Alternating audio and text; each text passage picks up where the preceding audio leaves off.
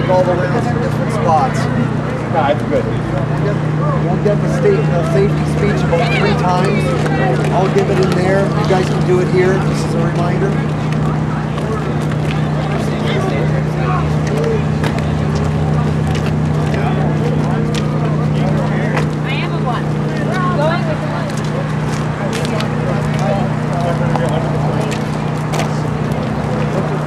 Hard and angular. It's easy to get hurt. There's obstacles that you're going to have to go over, under, and through to get through the plane. Walls about this high and a passage that's about that wide. So just be very aware of your surroundings all the time. Go slowly. We have crew that's inside the plane that can answer your questions and help you through the tough spots. Have a great time.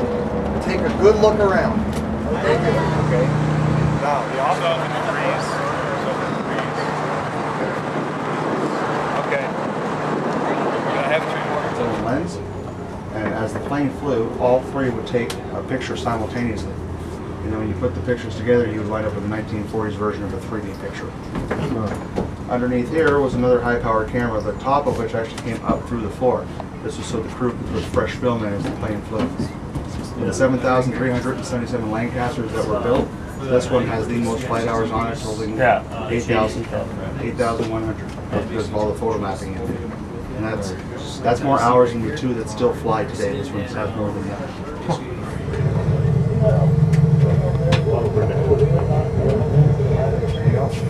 The elevators and butters that work on this aircraft are on lockdown.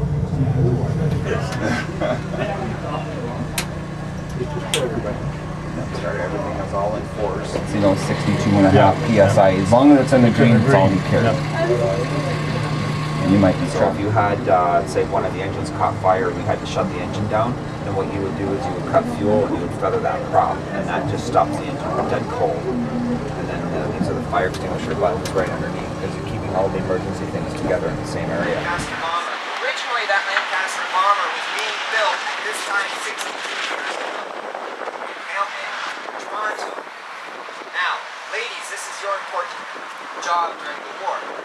You girls, average age is 16. Okay, you're perfect age. 16-year-old women were building that Lancaster bomber in Toronto, building one a day. Do you know why it wasn't the men? Guys, where were you during the war? That's exactly right. You're in the Navy, the Air Force, or in the Army. Okay? Now, the aptitude level, your intelligence level, had to be at the highest level to get into the Air Force. And obviously, for purposes, is that the crew that flew in these planes were all extremely technical and advanced. Obviously, the first is the pilot, and he went through ground training school. Number 6 training school, coincidentally, out of dozens across the country, was right in Windsor, at the Windsor Airport. During the training at Windsor Airport, from 39 to 45, there were 6 men killed in trainer airplanes. And their names are on the memorial down in Jackson Park. So, you can see, airplanes kill. Everything kills during the war, even in training. So they didn't even make it to combat. They died before they even went over to Great Britain. And one of the things I can remember very clearly is watching these bombers coming into land. And you would see red flares coming out of them. We didn't know what that meant. I didn't find that out till after the war. That was telling the ground crew how many wounded they had aboard. So they would have ambulances waiting for the planes to land. The other thing you noticed is they had a formation that they flew in. And when they were coming back, there'd be a blank spot in the formation. The missing plane. I remember that quite clearly. We know about the food dropping in Holland, but Dutch people were starving in 1945, that's 62 years ago. They were starving to death. The Germans were taking their food, or stopping their food getting to them, trying to starve them to death, so the story goes.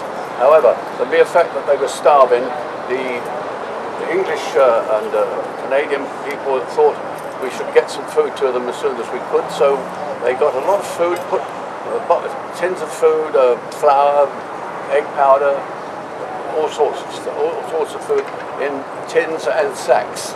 and they put it in Hessian sacks, opened the bomb bays and put them in the bomb bays and shut the bomb bays. So there's the whole length of that plane, and you'll see it from when you go over there, how much room there is in there.